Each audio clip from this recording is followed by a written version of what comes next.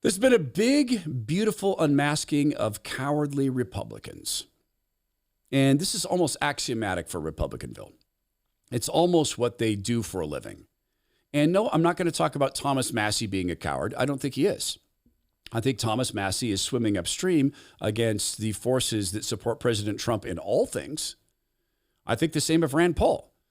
I think Thomas Massie has been a budget hawk for a very, very long time. I know that he believes that our country cannot sustain this level of spending. He doesn't appear to believe that President Trump's plan is going to bring in the amount of revenue necessary to overcome the spending. I think Rand Paul holds the same position. Should they bite the bullet and vote for President Trump's plan because they're Republicans? Maybe. Maybe this is the compromise. Maybe they trust their commander-in-chief. Maybe they look at, I don't think this is going to work. Maybe they come out and say that. Maybe Thomas Massie comes out and says, you know what, I don't think this is going to work. I think this is going to deepen our deficits and our debts. I don't think our spending is going to come this. I think he could say that. I think Rand Paul could say that. I'm going to vote. I'm going to put trust in President Trump. I'm reluctant to do this, but I'm doing it. But I reserve the right to come back and say, this is why I was reluctant. I reserve the right to come back and say, I told you so. I reserve the right to come back and say, I told you so. And Mr. President, we needed to change these things. Let's work together on this. Maybe that's the pathway. No, I'm not. That's not cowardly. That's not cowardly. To disagree with the president is their duty as elected officials. And I know that angers people who support President Trump. It is their duty. As Republicans, it's also their duty to try to do everything they can to support the party if they can. That's not the cowardice. This isn't bravery. This is Amy Klobuchar coming out. And she makes a statement that's been seen as seeking truth to power. This is very, very brave. This isn't the cowardice I'm talking about. This isn't brave or cowardice. This is simply script reading. What does this bill do? It kicks 16 million people off their health care. 16 million people off their health care.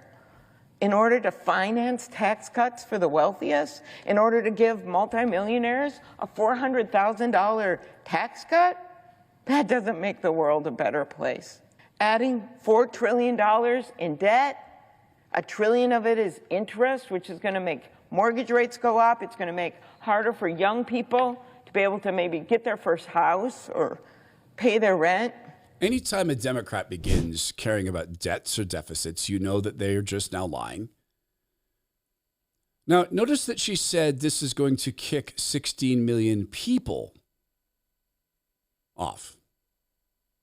She didn't say Americans. The target here are people who aren't supposed to get government-funded health care. That's the target. And one of the reasons for President Trump's but very hardline stance on immigration, which sometimes has some very, very hard things to view. It's very hard to watch a man who's been in America since he's been 3 removed from the country. Now, I wait 24, 48 hours to find out, okay, what did he do while he was here? That's the part that the Mockingbird media doesn't want you to know. The hardline message is this to the rest of the world. If you come here illegally, we don't care how long you've been here, you will not be allowed to stay. Why? Because they're countering a message, and that message has been, hey, if you make it on shore, you can stay forever. That's been the message. That's been demonstrated. So I would regard it as bravery to come out and say, we're going to take a hardline stance because we're sending a message to the rest of the world. And sometimes that's really hard to watch. To do the things that you know are going to make you look like you're not compassionate, when in fact you are being compassionate towards your own nation, that's bravery. The cowardice. Sean M. Davis made this point, and I'll share this with you in just a second, and it has to do with that Medicaid issue, with removing people from the Medicaid rolls who don't belong there. And I'll reveal this in a second, because I happen to be a budget hawk.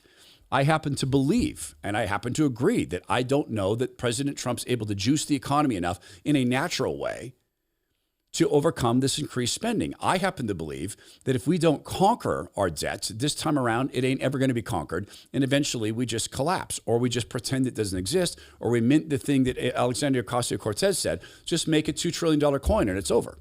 Okay, the Fed could do that, and they might. What does that do to your retirement plan? If America did lose its fiat currency, what would happen to your retirement plan? If the big, beautiful bill passes, what happens to your retirement plan? What does this mean that President Trump's going to be able to get through in 4 years or 2, since the midterms are coming up in a year and a half? My friend Zach Abraham is putting on a free live webinar, and he will explain this. And from his perspective, it's called this halftime webinar. So the way to think of it is this: if your retirement account was a sports team, how has your fiduciary done? Or maybe you don't have a fiduciary, maybe you just have an advisor. How have they done at midpoint through the year? Zach Abraham's going to share with you how Bulwarker's done, how they're always seeking ways to lower our costs, how they're always seeking ways to decrease our risk. He's going to talk about the midterm and what the rest of the year looks like, where we're at halfway through on Team America. And he's doing this in a free live webinar you can attend. So here's what you need to do. Simply go to knowyourriskpodcast.com. That's knowyourriskpodcast.com. You get to attend this event coming up February 24th. knowyourriskpodcast.com. You have to register to attend, although it's free, but you do have to register. Investment advisory services offered through Trek Financial LLC and SEC registered investment advisor. Investments involve risk and are not guaranteed. Past performance doesn't guarantee future results. Trek 25-217. The cowardice. The big, beautiful cowardice of professional Republicans. Disclosed TV put this up. Just in, the U.S. Senate fails to remove migrants, legal and illegal, from Medicaid after the parliamentarian changed the vote requirement for 60 votes to 60 votes from 51 at the last minute. The parliamentarian did it. The parliamentarian, a non-elected person. Sean M. Davis, one of the smartest people working in conservative media, came back. He's with the Federalist, wrote back and said this: stop blaming the parliamentarian.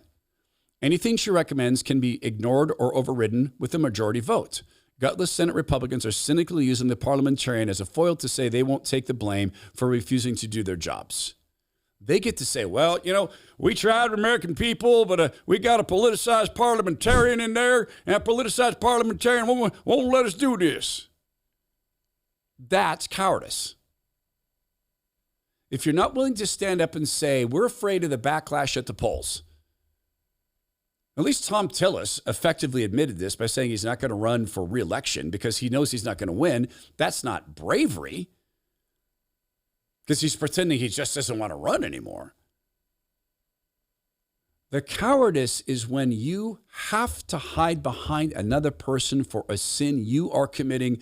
And in this case, it's a political sin of not standing up. Be a Rand Paul. I can't vote for this. Be a Thomas Massie. I can't vote for this. Take the heat. Senate Republicans are the team of cowards. And I don't believe God can reward cowardice because it's a form of lying. And you shall not lie.